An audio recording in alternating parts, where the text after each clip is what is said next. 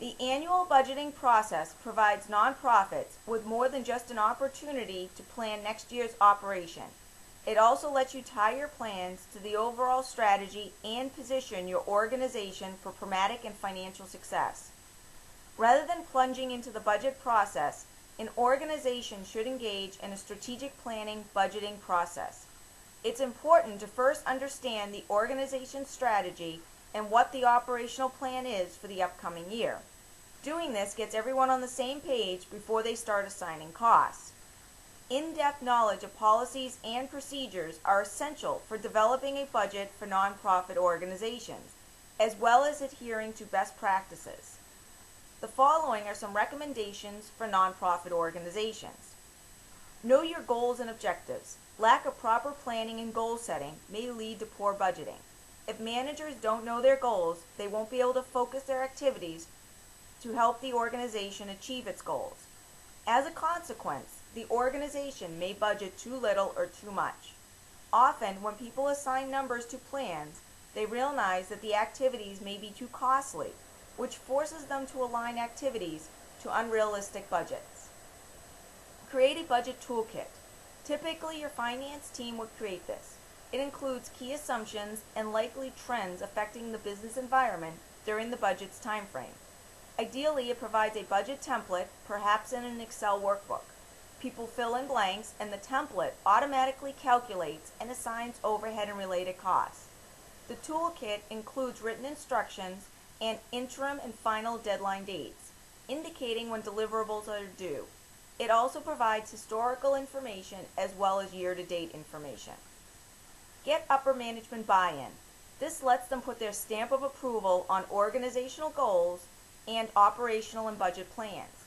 Managing the staff to timeliness, completeness, and accuracy keeps the budget process moving along.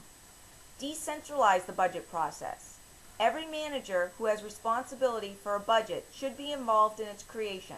Understanding the rationale for their budget enables them to own it and act as stewards of their department expenses.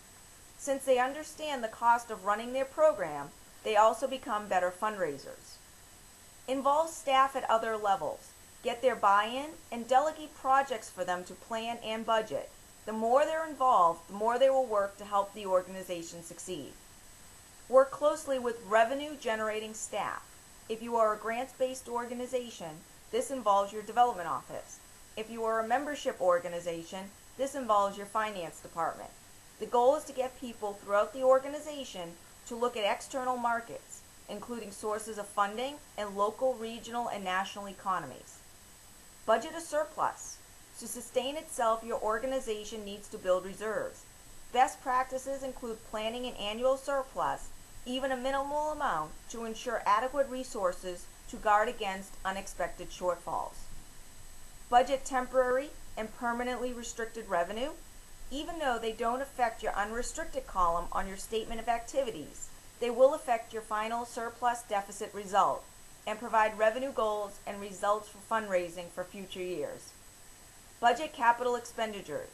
Even though they don't affect your income statement, capital expenses will increase your budgeted depreciation expense, overall expenses, and needed operating revenue, and therefore increase your cash flow and cash outlays. Manage to your operating budget and your audited financial statements. Don't forget to budget those non-cash expenses. The budget process should bridge the cash budget, which most often is a modified cash basis budget, and audited statements, which are accrual-based. Project cash flow. Good businesses practice indicate that an organization should have 3 to 6 months of current assets. Current assets can be cash, accounts receivable, short-term investments. This will ensure you have enough cash to meet your obligations throughout the year. It will help you manage your accounts receivable and accounts payable, and it will let you manage the timing of budgeted expenditures. Have approved Board of Director budget policies. These include 2 presents when they present and 1 format they present the organization's budget to the Board of Directors for approval. It provides guidelines on how changes to the budget are made and approved, how expenditures that exceed budget amounts are approved, and a monthly review of actual versus budget reports and cash flow projections. Build a flex budget. This says that if an organization reaches certain financial goals during the year, it can do more. In addition to providing a financial management and motivational tool, it gives a board a yardstick for gauging success and a comfort that the organization won't risk financial operations to reach or stretch their goals. Don't stop. The budget process is not a once-a-year activity, it's ongoing. Your chief financial manager should meet with line managers once a month to review actual versus budget performance and for the rest of the year. Some organizations even re-budget mid-year if there are substantial operational changes. When was the last time you looked at your organization's strategic plan? And not just the nice binder on your shelf, but what is actually inside it. When did you last use the strategic plan to inform what you were doing in a particular week? If it's been in the last week or two, great. If it's been much longer, most likely, ask yourself, is your strategic plan really informing your work? Let's face it, we all put a lot of effort into developing a good strategic plan. It takes many meetings, countless hours, and considerable wordsmithing to get a plan that everyone can live with. But does everyone live with it, or simply wipe their collective brow when it is finished and say, phew, that was a lot of work we don't have to do again for a couple of years? Now that may be an extreme example, but most of us don't get as much value from our strategic plans as the efforts we put into developing them. A good strategic planning process isn't done until the executive director has put the structure in place to ensure that the plan is woven throughout the organization and referenced regularly so they can't be forgotten on a shelf. Let's look at some steps to make that happen, starting with the major assumption that your strategic plan as developed by the board of directors and executive director. A good strategic plan includes measurable goals for the organization. This is the perfect start for setting the executive director's goals.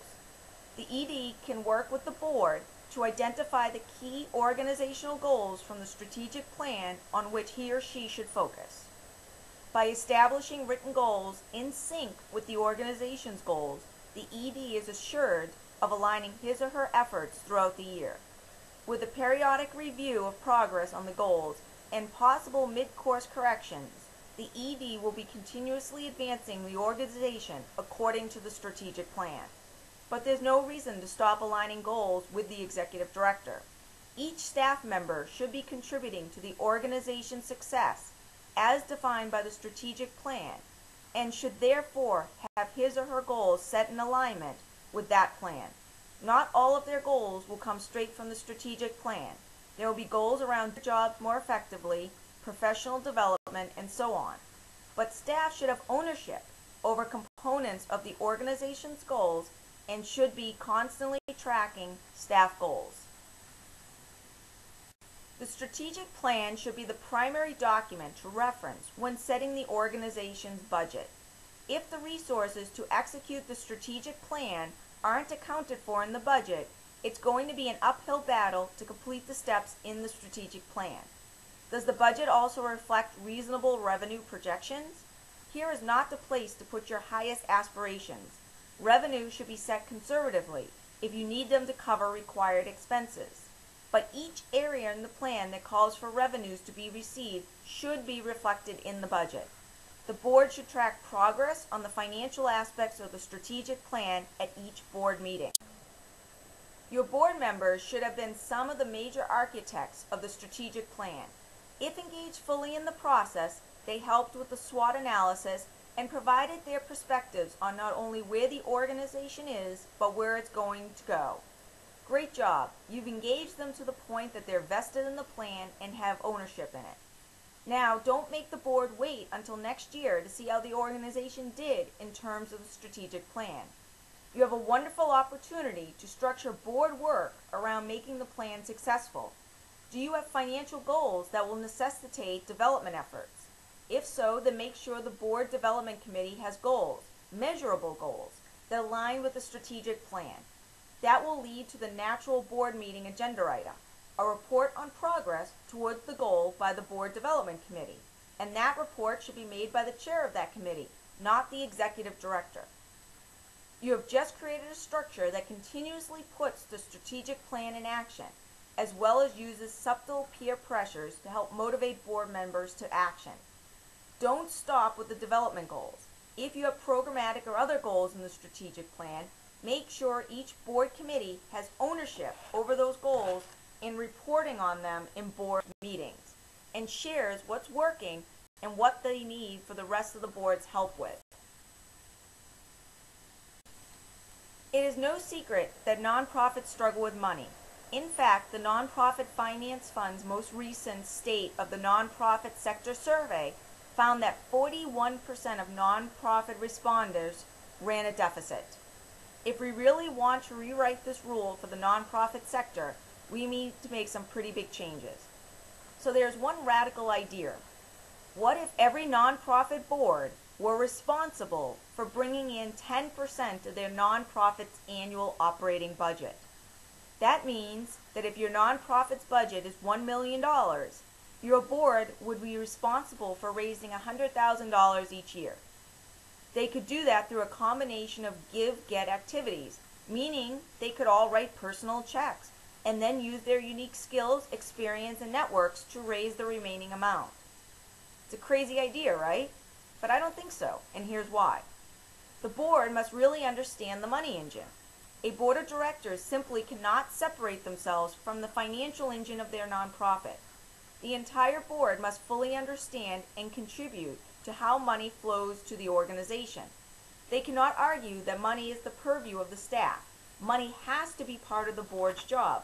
Until we make the board really participate in making the financial engine run, they won't be able to have substantive conversations about how to raise or spend that money.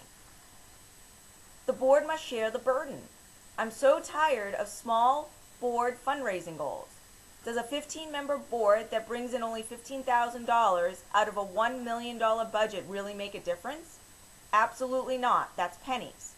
If they are truly going to lead the nonprofit that they serve, they must share the financial burden. 10% of the operating budget starts to make a significant dent. So that's a great place to start.